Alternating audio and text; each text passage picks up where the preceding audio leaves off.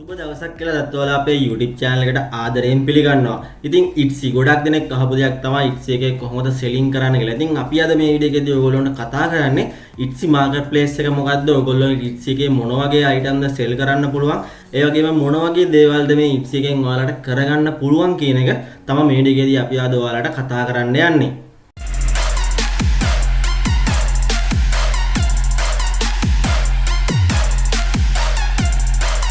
ඉතින් වීඩියෝ එකට යන්න කලින් පොඩි දෙයක් මතක් කරන්න කැමතියි. තාමත් ඔයා අපේ YouTube channel එක subscribe කරලා නැත්නම් පල්ලෙහෙන් subscribe කරලා subscribe button එකට එහා පැත්තෙන් තියෙන bell icon එක click කරලා තියාගන්න. එහෙම වුණොත් අපි දාන වීඩියෝස් ඔයාලා ගාවටම ගෙන්න ගන්න ඉස්සරහට හැකියාව තියෙනවා. ඉතින් යාළුවනේ ඔයාලට මතක ඇති මම කලින් වීඩියෝ එකක් කරා print on demand ගැන. ඉතින් ඒකෙදි මම ඔයාලට platform 5ක් 6ක් වගේ ප්‍රමාණයක් ඔයාලට කියලා දුන්නා. ඉතින් එතනදී කියලා දුන්න එක platform එකක් තමයි මේ Etsy කියන්නේ. ඉතින් ගොඩක් දෙනෙක් ඒකෙදි මම අහලා තිබ්බා Etsy එකේ කොහොමද මේ වැඩ පටන් ගන්න අපිට කියලා දෙන්න කියලා. ඉතින් මම Etsy video series එකද පටන් ගන්නවා. ඉතින් Etsy කියන්නේ මොන වගේ දෙයක්ද මේකෙදි අපි ඔයාලට කතා කරන්නේ මොන වගේ item ද ඔයාලට sell කරන්න පුළුවන්. ඒ වගේම Etsy එකේ dropshipping කරන්න නැතුව ඔයාලට හරියට දීර්ඝකාලීනව මේකේ income එකක් ගන්න පුළුවන් categories මොනවද කියන එක තමයි මේ වීඩියෝ එකේදී කතා කරන්නේ. ඉතින් ඉස්සරහට account හදන විදිහ, ඒ වගේම item එකක් හදන විදිහ, item එකක් list කරන විදිහ, shipping කරන විදිහ මේ හැම දෙයක්ම ඔයාලට මේ series එකේදී අපි කතා කරන්න බලාපොරොත්තු වෙනවා. ඉතින් යාළුවනේ අපි වැඩි කතා නැතුව වීඩියෝ එකට යමු. ඉතින් Etsy marketplace එක ගැන අපි මුලින්ම කතා කරමු. ඉතින් ගොඩක් දෙනෙක් මේ Etsy marketplace එක ගැන වැරදි විදිහට තමයි වටහාගෙන ඉන්නේ. ඉතින් ඒකට හේතුව තමයි ගොඩක් මං හිතන්නේ Etsy වලට මේවට ඇවිල්ලා ඉන්නේ dropshipping course කරපු අය, එහෙම නැත්නම් eBay dropshipping කරපු අය තමයි ගොඩක් මේනකොට Etsy එකට 70%ක් විතර ඇවිල්ලා තියෙන්නේ. ඉතින් ඒක ඒගොල්ලන්ගේ වරදක් නෙමෙයි. ගොඩක් ලංකාවේ courses කරන අය මේක හදපු කතාවක්. ඉතින් YouTube එකේ වෙන්න පුළුවන් ඔයගොල්ලෝ සමහරට බලලා Etsy එකට එන්න ඇත්ත. ඉතින් dropshipping කියන දේ තමයි ගොඩක්ම මේ Etsy එකෙත් ගොඩක් අය ප්‍රොමෝට් කරන්නේ. ඉතින් මගේ මතය අනුව මම කියන්නේ ඔයාලා මේකේ dropshipping කරන්න එපා. ඊට වඩා ගොඩක් හොඳ methods 3ක් 4ක් මේක ඔයාලට කරන්න පුළුවන්. ඔයාලට දීර්ඝකාලීනව account suspend වෙන්නේ නැතුව හොඳ income එකකට යන්න පුළුවන් platform එකක් තමයි මේ Etsy කියන්නේ. ඉතින් Etsy marketplace එක ගත්තාම Etsy වලට ඔයාලට අපහම සාමාන්‍යයෙන් පේනවා ඇති. Etsy කියන්නේ සාමාන්‍යයෙන් handmade, vintage මේ වගේ item sell කරන හොඳ marketplace එකක්. ඉතින් මේක ඇත්තටම මෙතනදී ඔයගොල්ලෝගේ base වෙන්නේ price එක නෙමෙයි. මෙතනදී ඔයගොල්ලෝගේ base වෙන්නේ Etsy එකේ ගත්තොත් ඔයගොල්ලෝගේ product එක. මොකද දැන් eBay කරන කෙනෙක් ගොඩක් වෙලාවට ඔයගොල්ලෝ බලන්නේ ඔයාගේ කම්පියුටරත් එක්ක ඔයාගේ price range එකත් එක්ක තමයි ඔයා sell කරන එකේ තරඟය දකින්නේ. නමුත් Etsy එකේ ඒක ටිකක් වෙනස්. Etsy එකේ ඔයගොල්ලෝගේ product එකේ තියෙන quality එක, Etsy එකේ ඔයගොල්ලෝගේ product එකේ තියෙන thumbnail එක, photos, description මේ හැම දෙයක්ම ඔයාගේ sales වලට වැදගත් වෙනවා. ඉතින් price range එක ගත්තත් සමහර විට ඔයාගේ දාලා තියෙන product එකම තව කෙනෙක් දාලා දෙන්න පුළුවන්. ඔයා දාලා තියෙන ගාණට වඩා වැඩි. නමුත් ඔයාට selling වෙන්නේ නැතුව එයාට sales වෙන්න පුළුවන්. මොකද හේතුව තමයි එයාගේ product එකේ photos, description හැම දෙයක්ම ඔයාට වඩා quality වෙන්න පුළුවන්. ඉතින් මේ වීඩියෝ එක ඔයා සමහර විට බලනකොට ඔයගොල්ලෝ Etsy පටන් අරගෙන තියෙන්නත් පුළුවන්. එහෙම නැත්නම් Etsy පටන් ගන්න එන අලුත් කෙනෙක් වෙන්නත් පුළුවන්. ඉතින් ඒ හින්දා අනිවාර්යෙන් ඔයගොල්ලන්ට මතක් කරනවා වීඩියෝ එක skip නොකර බලන්න. ඔයගොල්ලන්ට හැම දෙයක්ම වීඩියෝ එකේ කියන වැදගත් වෙයි කියලා මම අනිවාර්යෙන් හිතනවා.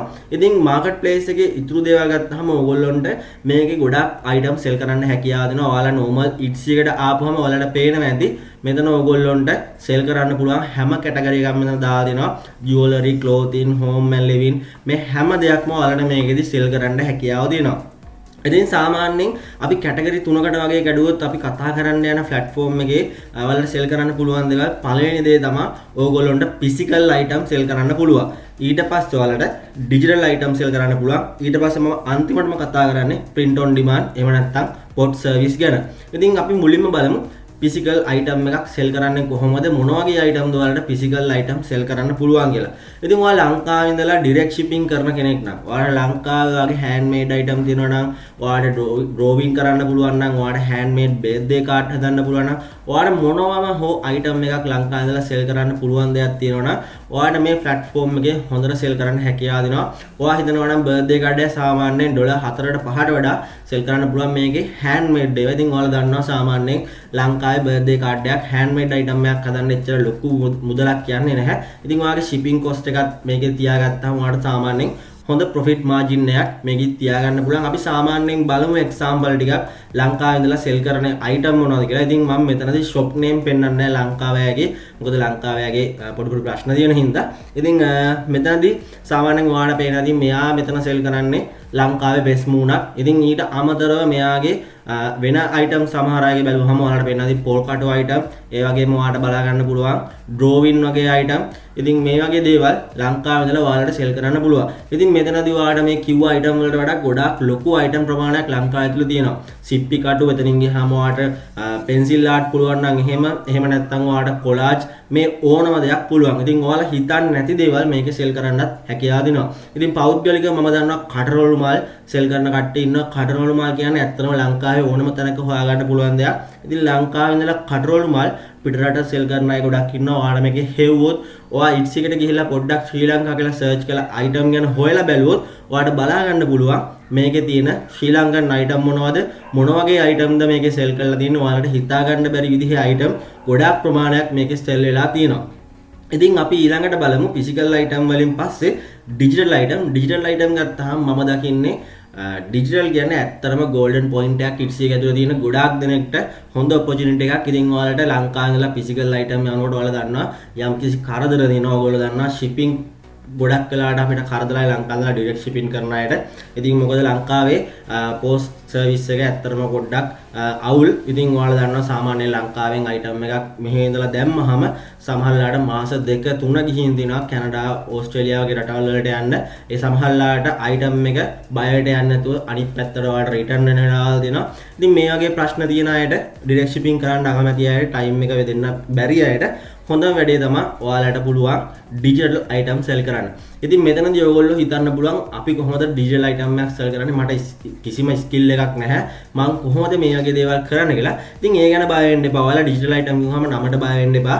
ඩිජිටල් අයිටම් එක විදිහේ දේවල් මේකේ පොඩි එකේ ඉඳලා ලොකු දේවල් දක්වා ඔයාලට සෙල් කරන්න හැකියාව දෙනවා. ඉතින් මම උදාහරණ කීපයක් පෙන්නන්නම්.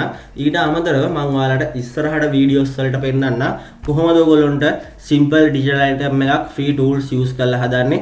ඒ අයිටම් කොහොමද ඔයගොල්ලෝ කස්ටමර්ට ෂෙයා කරන්නේ. මේ වගේ හැම දෙයක්ම මම මේ වීඩියෝ එකේ සීරීස් එකේදී ඔයගොල්ලන්ට ඉස්සරහට ගෙන්න බලාපොරොත්තු වෙනවා.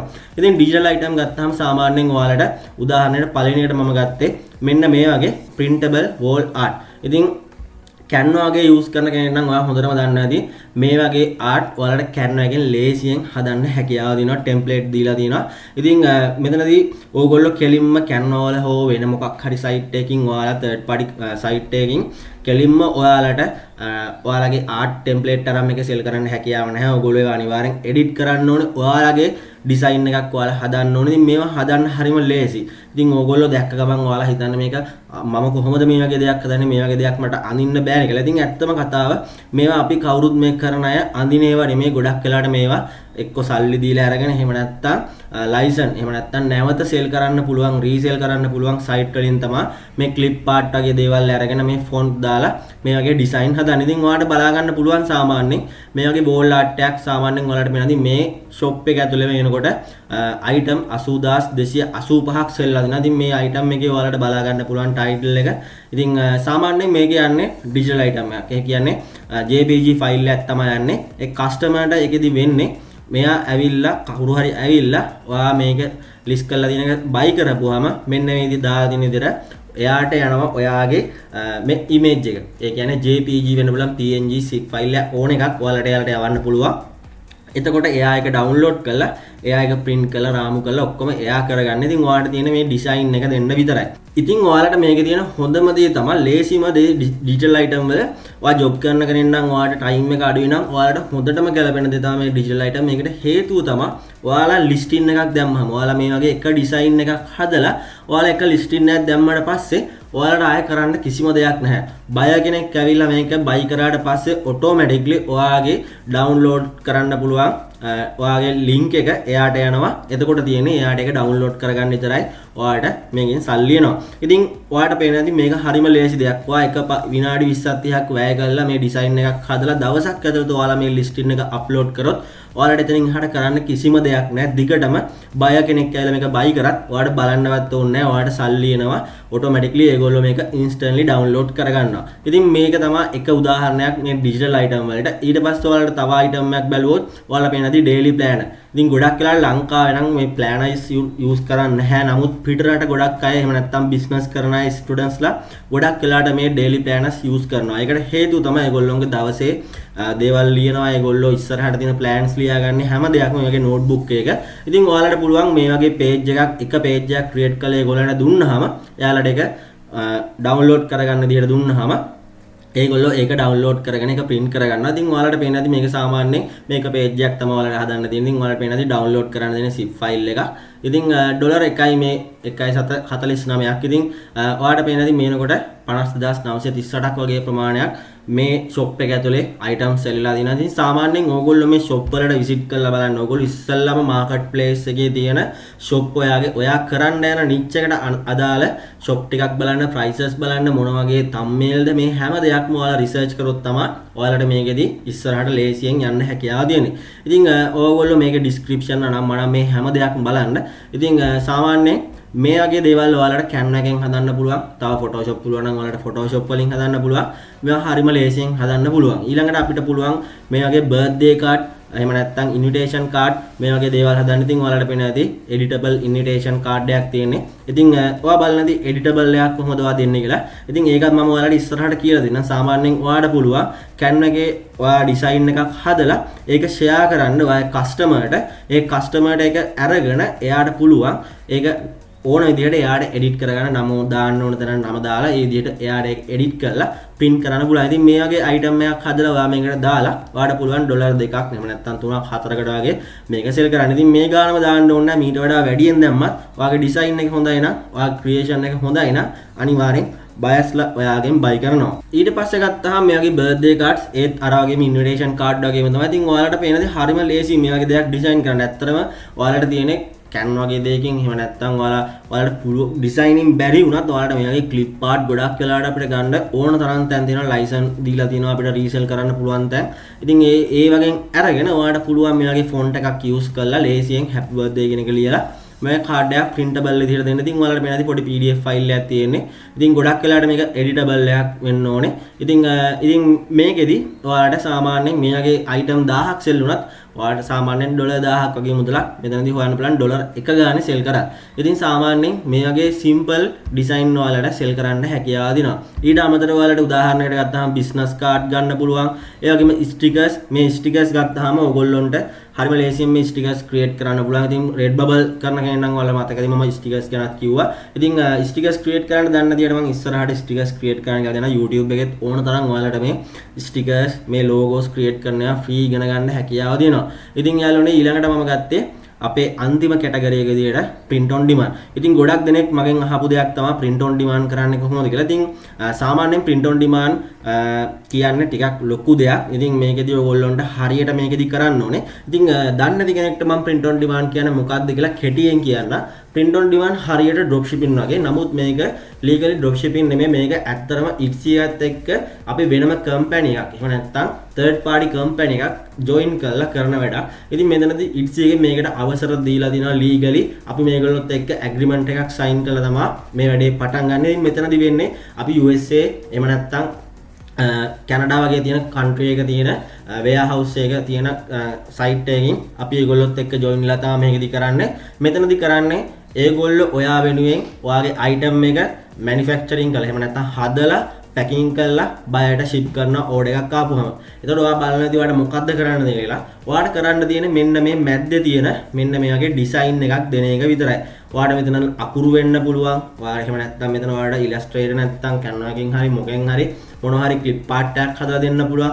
ඕනම design එකක් ඔයාලට මෙතනදී ඔයාලට ඒ site එකට දීලා ඒ listing එක මෙතෙන්ට දැම්මට පස්සේ ඒගොල්ල අපිට බයගෙන් order එකක් ආපුවම automatically ඒක යනවා අපේ අර third party එහෙම නැත්නම් printify printful කියන වගේ site වලට. එතකොට ඒ site එකෙන් ඔයාලට තියෙන සල්ලි ගෙවලා item cost එක ගෙවලා ඔයාලට item එක ship කරවන්න තියෙන්නේ. ඔයාලට profit එකක් එනවා. ඉතින් සාමාන්‍යයෙන් 150ක වගේ profit එකක් ඔයාලට මේකෙන් තියාගන්න හැකියාව දෙනවා. ඉතින් print on demand කියන්නේ ඉතින් ඔයාලට print on demand එක ඇත්තටම හොඳට කරන්න පුළුවන් දෙයක්. ඉතින් ඔයාලට පේනවා ඇති print on demand මේ shop එකේ 1,22,741ක් මේනකොට මේක sales වෙලා දිනවා. ඉතින් ඔයාලට Etsy එකේ search කරලා බැලුවොත් shirt කියලා ඔයාලට ඕන තරම් sell වෙන shirts බලා ගන්න පුළුවන්. ඉතින් ඇත්තම කතාව ගත්තොත් මේකෙදි පොඩ්ඩක් අපි වෙනස් විදිහට තමයි Etsy එකේ මේකේ කරනවා නම් කරන්න තියෙන්නේ. ඉතින් මම ඉස්සරහට print on demand ගැන videos කරනවා. ඔයාලට ඊට කලින් මේකෙදි සාමාන්‍යයෙන් ඔයාලට පෞද්ගලික මාත් එක්ක එකතුලා print on demand Etsy එකේ කරන විදිහ ඉගෙන ගන්න ඕන නම් ඔයාලට පුළුවන් පල්ලෙහා දාලා තියෙන මගේ number එක ඔයාලට පුළුවන් ඒකට WhatsApp message එකක් දාලා මාත් එක්ක join වෙලා print on demand ඉගෙන ගන්න. එහෙම නැත්නම් ඔයාලට ඉස්සරහට කියන වීඩියෝස් වලින් ඉගෙන ගන්නත් හැකියාව තියෙනවා. ඉතින් සාමාන්‍යයෙන් යාළුවනේ print on demand කරන ඔයගොල්ලන්ට ගොඩක් දෙනෙක්ට තියෙන ප්‍රශ්නයක් තමයි පෞද්ගලිකව මයෙන් අහන දෙයක්. මට ඩිසයිනින් බෑ. මට අදහස් නැහැ, ක්‍රියේටිව් අයිඩියාස් නැහැ. ඉතින් ඇත්තටම මේ දේවල් ඔයාලට බැරි වුණාට ඔයාලට මේ දේවල් කරන්න පුළුවන්. මේ දේවල් ඕන තරම් ඔයාලට ඉන්ටර්නෙට් එකෙන් හොයාගන්න පුළුවන්. ඉතින් ඔයාලට ඒ තියෙන දේවල් ඒ විදිහටම කොපි කරන්න බෑ. ඉතින් ඔයාලට ඒව එඩිට් කරන්න ඕනේ. ඉතින් ගොඩක් දෙනෙක් අහනවා මට Photoshop බෑ කියලා. එතකොට ඊට වඩා ලේසි දේවල් තව ඕන තරම් තියෙනවා. free tools ඔයාලට use කරන්න පුළුවන්. ඉතින් මේ දේවල් ඔයාලට use කරලා මෙයාගේ ඩිසයින් එකක් හදාගන්න පුළුවන්. ඉතින් ඔයාලට උදාහරණයක් තව පෙන්නන්න. ඔයාලට පේනවා ඇති hangry කියලා තියෙනවා. ඉතින් මේ hangry එකේ ගත්තොත් ඔයාලට පේනවා ඇති පොඩි text design එකක් විතරයි තියෙන්නේ. ඉතින් මේ text design එකේ ඔයාලට පේනවා ඇති $14කට sell කරන්නේ. මේක shipping cost එක වෙනම add වෙනවා. ඉතින් සාමාන්‍යයෙන් ඔයාලට පේනවා මේ shop එක ඇතුලේ item 90543ක් මේනකොට sales වෙලා තියෙනවා. ඉතින් ඔයාලට පේනදී මෙයාගේ simple design එකක් දීලා ඔයාලට ලේසියෙන් මෙයාගේ sales කරන්න හැකියාව දෙනවා. ඉතින් print on demand කරනවා නම් සාමාන්‍යයෙන් ඕගොල්ලන්ට තේරෙන ඇති සාමාන්‍යයෙන් කෙනෙක්ගේ ඩිසයින් එකක් විතරක් දුන්නට මදි. මේ වගේ මොකක්ස් දාලා මේ ලස්සනට හදන්න ඕනේ. මේකේ SEO කරලා මේ හැම දෙයක්ම ඔයාලා කරන්න ඕනේ. ඉතින් ගොඩක් දෙනෙක් සාමාන්‍යයෙන් කරන දෙයක් තමයි YouTube එකෙන් පටස් ගාලා වීඩියෝ එකක් බලලා print on demand කරන්න පුළුවන්, මටත් පුළුවන් කියලා පටන් ගන්නවා. නමුත් ඕගොල්ලෝ mockups use කරන්නේ නැහැ. ඕගොල්ලෝගේ title වල හරියට details නැහැ. ඔයාලගේ description වල ඇත්තටම ලොකු දෙයක් නැහැ. ඔයාලා සාමාන්‍යයෙන් description එකේ SEO කරන්න ඕනේ. ගොඩක් අය SEO කියලා හිතන් ඉන්නේ. Etsy එකේ ගත්තාම ඕගොල්ලෝ දාන tag ටිකයි keyword ටිකයි විතරයි. ඉතින් ඊට වඩා SEO කියන part එකේ ඕගොල්ලොන්ට කරන්න දේවල් දෙනවා. මම ඉස්සරහට ඒවා කියලා දෙන්නම්. ඉතින් යාළුවනේ සාමාන්‍යයෙන් Etsy marketplace එක මෙන්න මේ වගේ. ඔයාලා දැන් මෙතනදී ඊළඟ වීඩියෝ එකේදී මම කරන්නේ Etsy ඔයගොල්ලන්ට account එකක් හදන විදිය. ඉතින් මේ වීඩියෝ එක කරන්න ප්‍රධානම හේතුව තමයි ගොඩක් දෙනෙක් මම account හදන විදිය දැම්ම නම් ඔයගොල්ලන්ට හිතා ගන්න බැරි නම් එකපාරට මම මොන වගේ item ද sell කරන්න කියලා. ඉතින් මේ වීඩියෝ එක ඔයාලට කරේ ඔයාලා ඊළඟ account එක හදනකොට ඔයාලා මොන වගේ item ද sell කරන්න ඕනේ කියන එක ඔළුවට idea එකක් ගන්න. මොකද ඔයාලා හරියට එකක් තෝරගත්තොත් ඔයාලට ඉස්සරහට මේක ලොකු ගමනක් යන්න හැකියාව තියෙනවා. ඉතින් යාළුවනේ ආයෙත් මතක් කරනවා print on demand ගැන වීඩියෝ සීරීස් එක ටිකක් පරක් වෙනවා ඇත්තටම. මොකද ඉස්සෙල්ලාම physical item ඊට පස්සේ digital item ඊට පස්සේ print on demand ඊට්ස් තමයි අපි කරන්නේ. ඉතින් ඒ හින්දා ඔයාලට වෙනම ඉගෙන ගන්න ඕන නම් මේක ඔයාලා description එකේ දාලා තියෙන number එකට මට WhatsApp message එකක් දාන්න. ඊට අමතරව අපේ වීඩියෝ සීරීස් එකත් එක්ක ඔයගොල්ලෝ එකතු වෙලා ඉන්න ඔයාලට හැම දෙයක්ම A to Z දැනගන්න හැකියාව හම්බ වෙනවා. ඉතින් මේ විදිහට යාළුවනේ ඔයාලට මොනවා හරි කරගෙන යනකොට මොනවා හරි දැනගන්න තව ප්‍රශ්න තියෙනවා නම් අනිවාර්යෙන් පල්ලෙහෙන් කමෙන්ට් කරන්න. හැම ප්‍රශ්නයකටම මම අනිවාර්යෙන් ආන්සර්ස් දෙනවා. ඉතින් ඉස්සෙල්ලාම අයිඩියා එකක් ගන්න ඕගොල්ලෝ මොකද්ද කරන්න ඕනේ කියන එක ඒකල්ලා ඔයාලගේ account හදාගන්න මම ඊළඟ වීඩියෝ එක ඉක්මනටම අරන් එන්න. ඉතින් යාළුවනේ වීඩියෝ එක හොඳයි කියලා හිතනවා නම් like කරන්න, share කරන්න අමතක කරන්න එපා. ඉතින් තාමත් ඔයාලා channel එක subscribe කරලා නැත්නම් පල්ලෙහෙන් subscribe කරලා තියාගන්න. එහෙම වුණොත් අපි දාන වීඩියෝස් ඔයාලට ඉස්සරහට මේ වගේ බලා ගන්න හැකියාව දෙනවා. ඉතින් මේ වගේ අලුත් වීඩියෝ එකකින් නැවත හම්බ වෙනකන් යාළුවනේ මම අද සමු ගන්නවා. එහෙනම් යාළුවනේ ඔයාලට සුබ දවසක්.